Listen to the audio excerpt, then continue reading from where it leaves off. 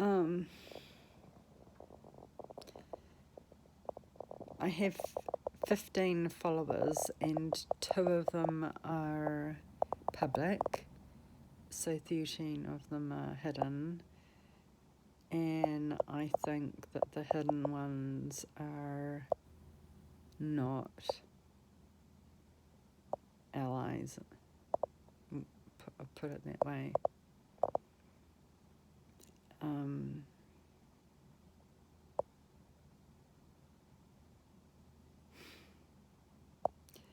And you guys who are not my allies, like, I don't know, like, okay. I'm not talking to you guys. I'm talking to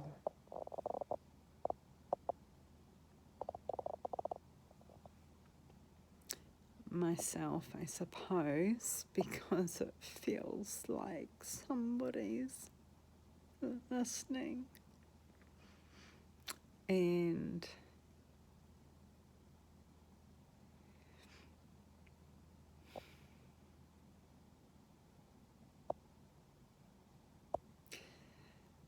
I really want to say to those of you who are just watching, so your litigator can like pick something out to make a deal out of again. I don't care about you. I've known people like you all my life, and you just all have the same personality. It's really like kind of spooky, but I'm not talking to you. I'm not interested in you.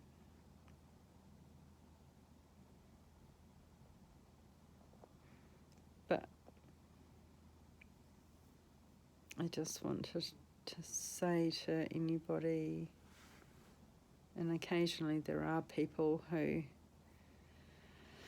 are interested in what happens to others, and my story is not unique.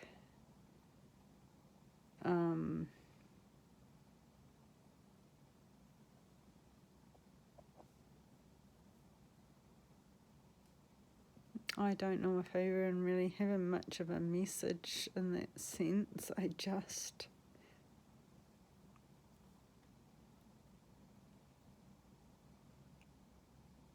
It's just, I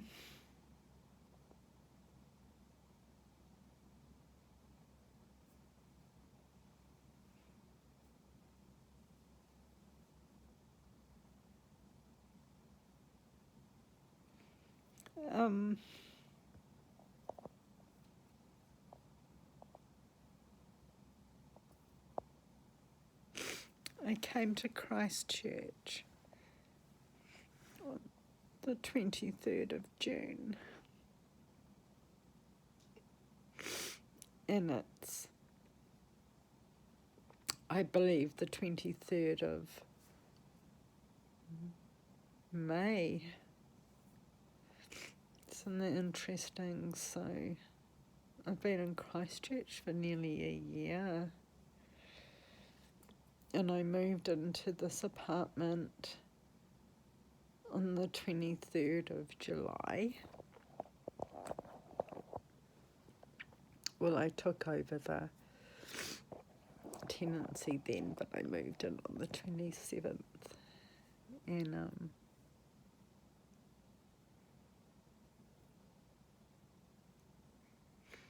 something that's just occurred to me over and over again since the abuse started here. It's occurred to me over and over again are these 3 words. It keeps coming back to me, and they're not the best words to use, but they are what is in my subconscious, and they keep rising to the surface. And they are, Christchurch is my tomb.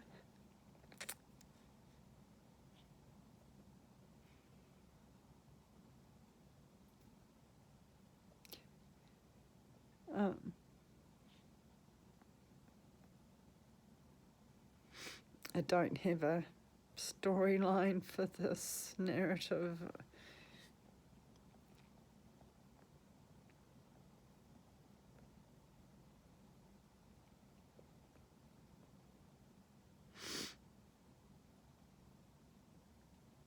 It just makes me feel better to talk to myself.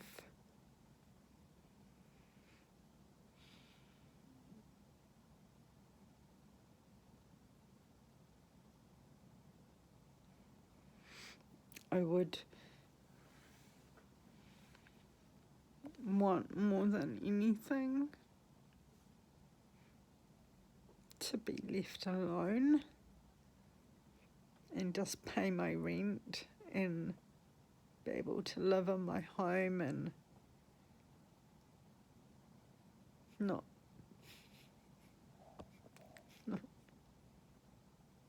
be bullied and attacked. And like, I want it so much. I just want to be in my home and just relax and feel safe and secure. And like I have in so many homes, just like it's my home, you know. And I can't go twice in a row where my home is not secure because the landlord's trying to back in and take me out, which is the new face of the rental market, you know. It's how it is. It's how it is. But most of the stories I read in the media, like, it's not usually just one person. It's usually like a husband and wife, or like a family, or you know, and there's it's not usually just one person. And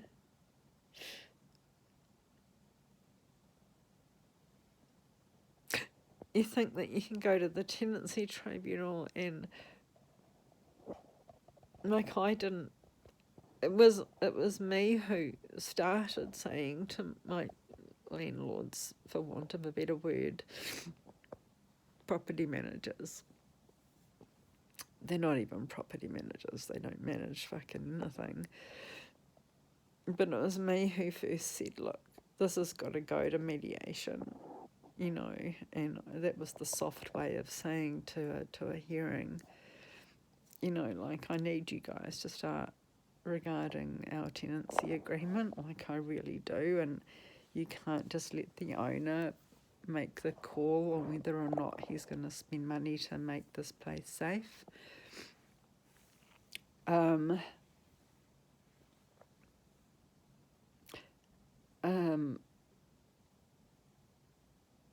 But for one reason or another, and I'm not really here to leave a full sort of historical record. I just want to comfort myself. It was the property managers, so-called, who made the first move with the tenancy tribunal, and I was prepared for that because the claim they made against me was like, it was like, to defend it was just shooting fish in a barrel, right? Like, they promised to repair something, and which they should have had repaired before I moved in, which is under the law. And instead of repairing it, they had it cleaned. And I didn't let them come in to clean it because I was very stressed and very busy, having just recently moved to the city and had a hell of a lot going on. Only a little bit of what I let them in on, but I was extraordinarily stressed. And I could not get my property manager, so-called, whose signature is on my tenancy agreement, to do anything. The only thing she would do was say, I'll talk to Russell. Russell being more or less the owner. And after about 6 weeks of this, I had a really bad day. Well, I had a convergence of a whole lot of stuff that was going on, actually. And for criminal harassment and civil harassment, which was what the property managers were doing to me, because their mandate is to serve the owner by protecting him from what the tenant asks for under the law. I just snapped one day, and it was about 6 weeks after I moved in, and I guess just for a couple of reasons, I'll give a couple of reasons that were going on and other things that were going on in the background, apart from the problems in my home. One of them was that I had a really important diagnostic session in a Zoom appointment from the DHB in the city that I'd just left, and there had been quite a difficulty, and I had to engage a social worker in the corresponding hospital department in Christchurch to try to see if that appointment could still go ahead, because I'd been waiting for it for 6 months. And it was about a negotiation first about if I could fly to Wellington to have the appointment, and how would that be funded, as there were a number of different funding options. One of them was that I paid, which was extraordinarily difficult for me to do. A couple of other options, and eventually it was decided that the appointment would be conducted over Zoom. But these were negotiations that were involving several middlemen between me and the social worker in Christchurch, and it was quite stressful, and I had to do a bit of prep, because the appointment is a workup, and a workup is, to me the term sounds too casual, but a workup, it makes it sound less than it is, but it's actually more than it sounds like. A workup is a very thorough investigation for diagnostic purposes, and this was for chronic fatigue syndrome. And I'd had pretty extensive tests in Wellington through a GP. And chronic fatigue syndrome is a diagnosis of exclusion, as they say, and that's very much like migraines and that kind of thing. So you've got to go through, you've basically got to go through every possible test known to man to exclude everything else.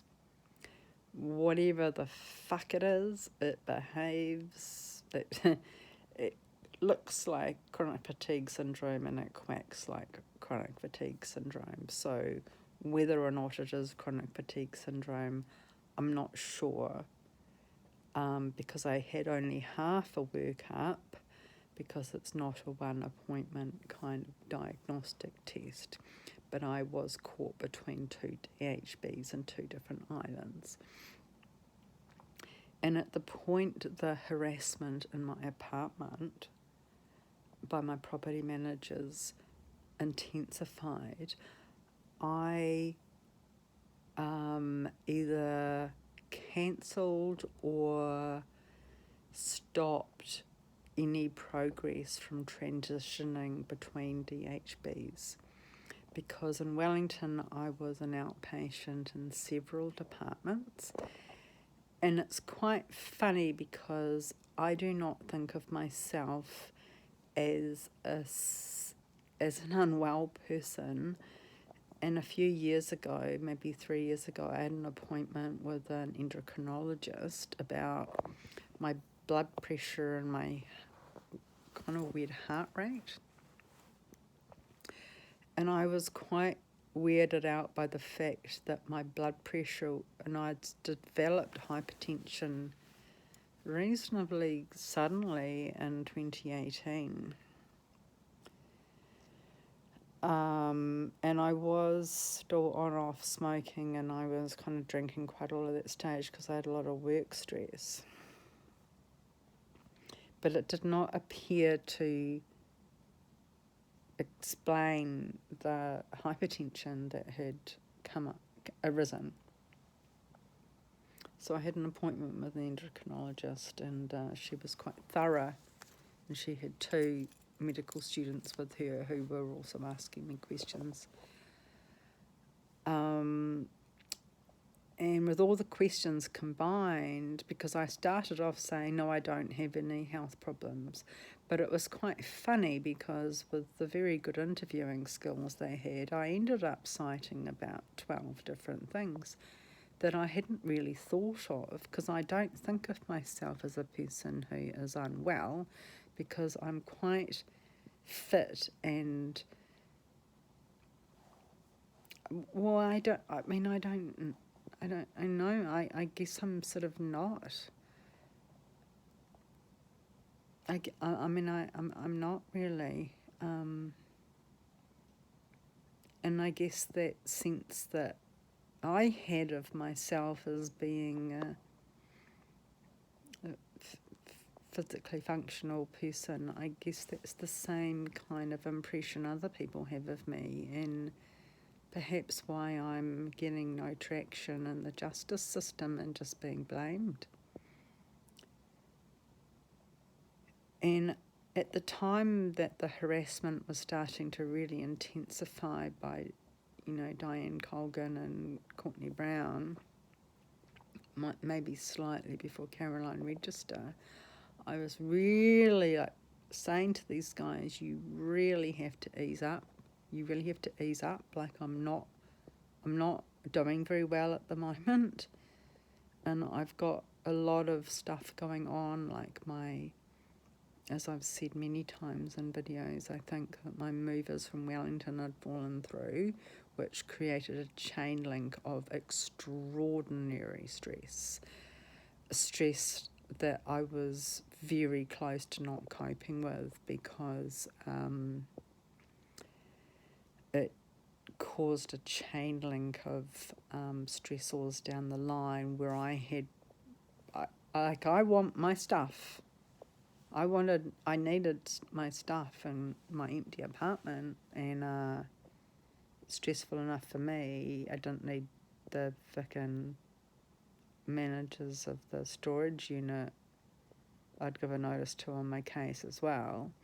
And that by no means means that I didn't feel a sense of responsibility to them, but it by all means that I didn't need them getting on my fucking ass about it.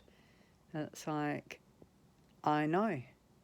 I'm very well aware, and I'm breaking my fucking mind trying to solve this problem with a brand new relocations company, and having you on my case all the time about when am I going to move my stuff out improves my ability to move my stuff out in no way whatsoever.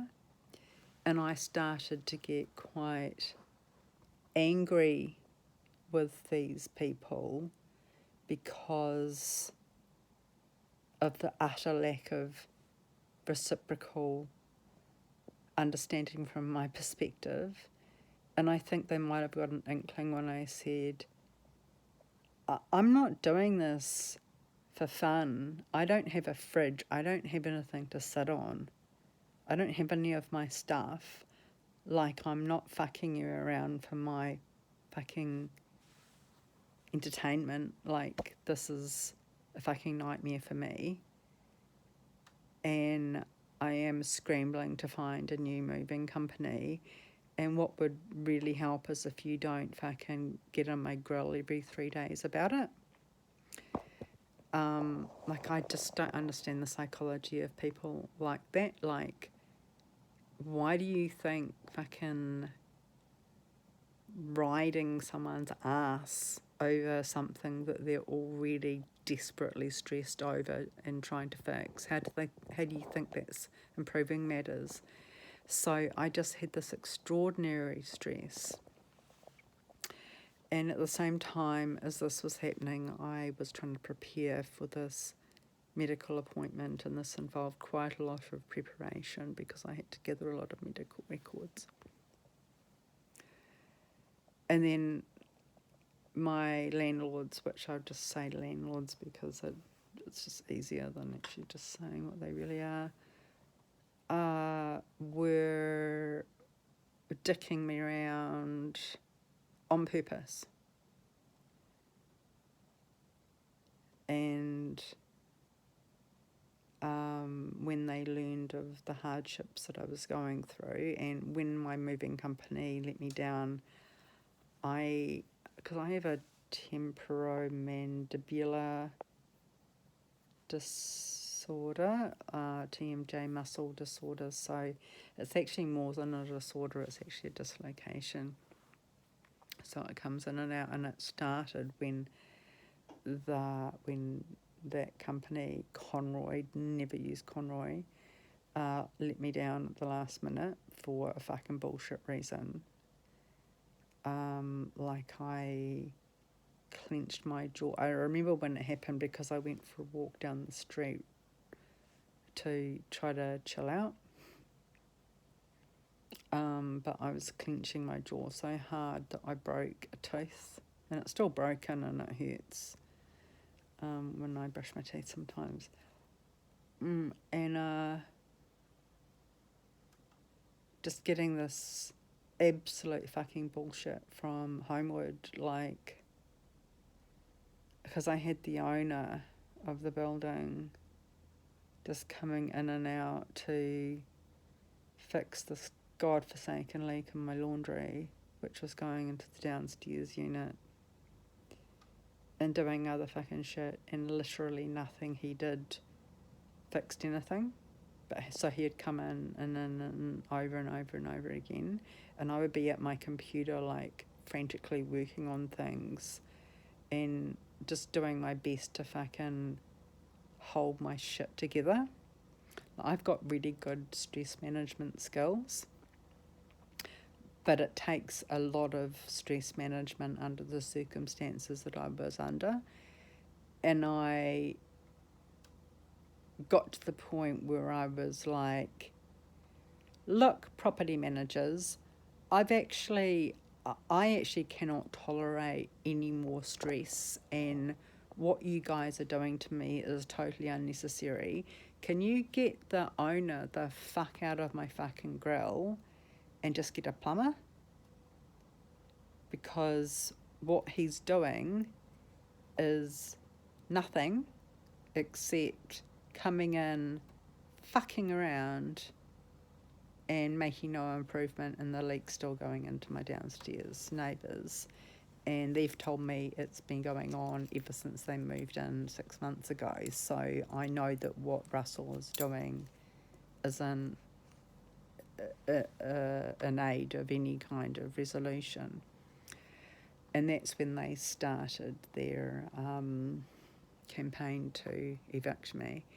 And so, yeah, as I say, that was kind of mid-August,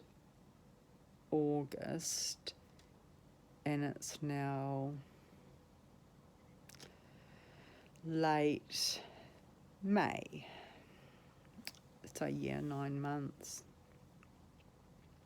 So for almost 9 months, I've just been victimised by these horrendously vile human beings.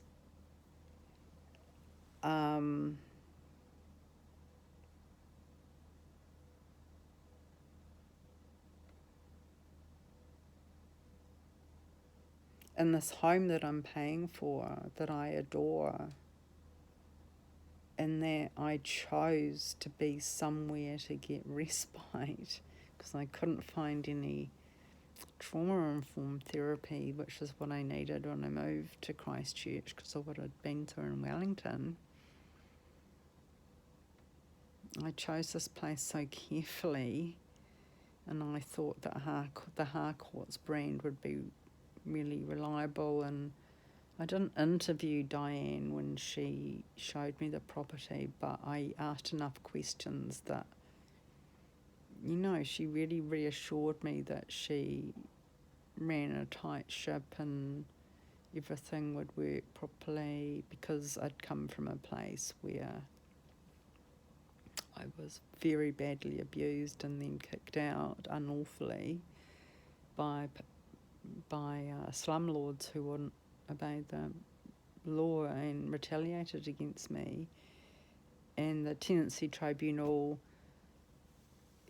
could not, and still cannot, conceive of a reason that a tenant who has been psychologically and legally and physically terrorised for months on end can function in a tribunal, like a court hearing setting.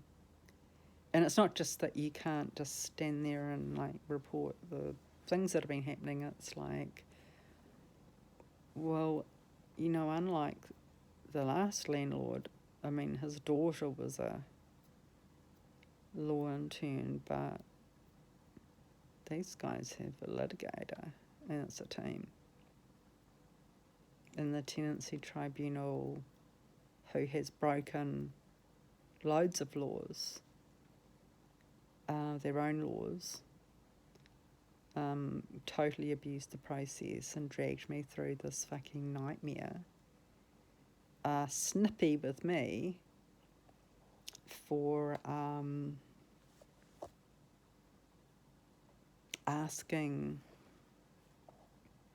for a fair process. And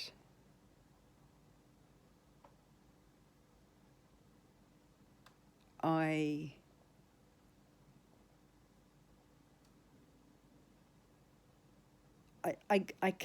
can't commit to the belief that this is rigged. I can't commit to the belief because it just seems too unlikely. New Zealand's way more corrupt than most people think it is, but I just don't think it's as corrupt as that. But it's certainly operated by incompetent, arrogant tossers. And I'm not hesitant in making that claim at all, because as I've said before, I've worked in government departments, and I've the people who are appointed to manage the departments, they're just anybody, they're nobody in particular. They do appear to be more arrogant than managers in the private sector. I guess I've answered my own question there. No sense of responsibility. They're far more narcissistic, much less likely to take any responsibility for mistakes. I think one of the adjudicators, Ms. Morgan, she's just made a series of gigantic fuck-ups in her assessment of my case that was handed to her. And I believe that when I get the chance to rub her nose in the mess that she's made, by which I mean I want to cross-examine her, and I want to say, can you show me what document you referred to when you said the evidence showed that the tenant had breached this? Because I've gone through with a fine-tooth comb and that document doesn't exist. And what she did is, rather than actually look at the evidence, she just said the evidence shows, and then copy-paste quoted the dumbass litigator who property managers hired. And I looked her up, and she's a barrister, but, barrister soul, I guess. And,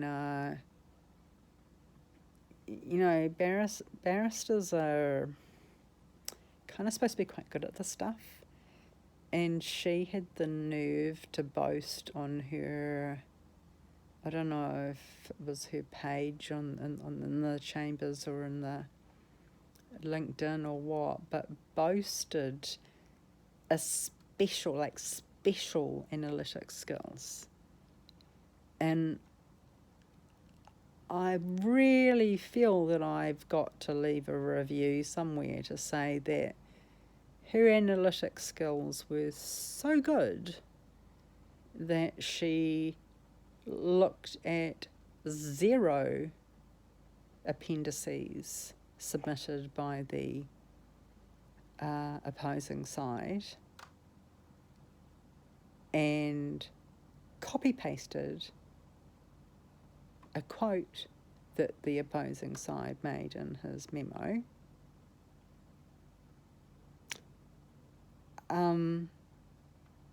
And that was a quote taken out of context. And it was taken out of context as badly as he possibly could. And it still didn't show that I'd broken any law. Made offended under the relevant act. No matter he took it so far out of context. He took it as far out of context as he could, and it still didn't show that I'd breached any enactment or agreement. And the quote started with "so," which is not a good start for a quote, considering it indicates that there were justifying reasons that came before that. And all this barrister, Rebecca Morgan, did is she just copy-pasted his quote and said the evidence shows, because the tenant wrote this. And not a single one of the 8 appendices that this shiny suited piece of shit litigator had submitted contained the email in which I'd made such a quote. So I'm not quite sure how criminal law works in this particular instance, and I haven't looked too closely at the wording.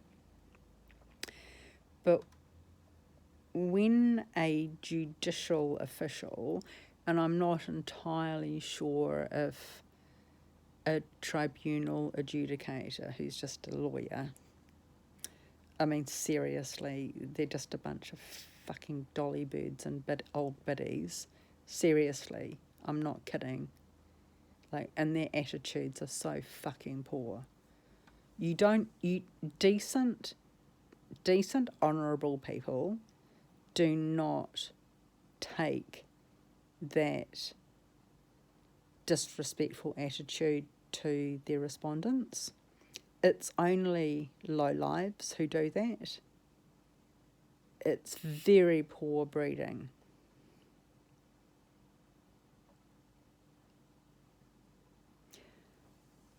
So I don't know exactly which law it specifically breaches, but it is one of dishonesty. And I do get a feeling that if I were, I'm not saying that I'm going to fucking prosecute this. I'm much more likely to commit suicide because I'm just so broken. But if I were to try to prosecute this, you know, and through criminal avenues, which is not usually done privately, there would be a very, very good case for an adjudicator who has lied in an order of tribunal, which is not too far off an order of the court, considering that the seriousness of the result is of a very unwell person losing her home. And she has effectively claimed to have seen evidence that she never received, and which does not show what she claimed it showed. And she has the nerve to respond to my requests for a rehearing with a very haughty tone and a very like I'm. It's I don't know how to characterize it. Like I'm really lucky to have got this chance, you know.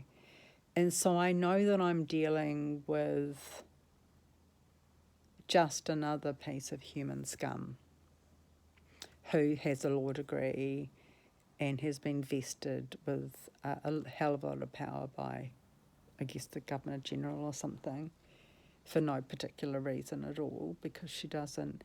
The thing is that it used to be that lawyers had to have good character. And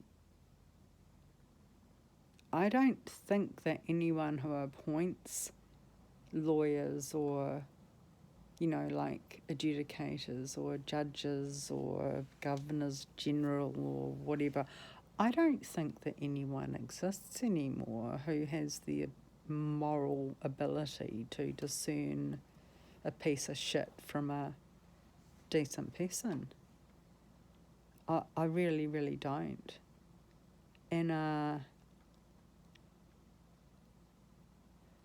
it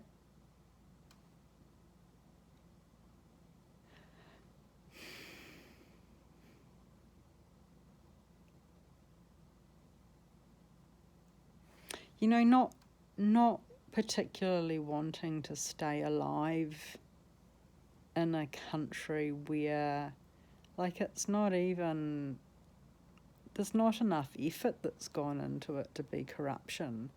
It's just the height of moral laziness. And what really got to me was that she appeared to deliberate over about 3 working days over the decision. And she had the gall to have the registrar come back to me to clarify matters of the evidence that I'd submitted. And it was a show to distract from the fact that she was probably having a fucking bender and watching YouTube pretending to deliberate over the evidence when all she did was copy-paste the out of context quote starting with so, starting with the you know, a conditional fucking phrase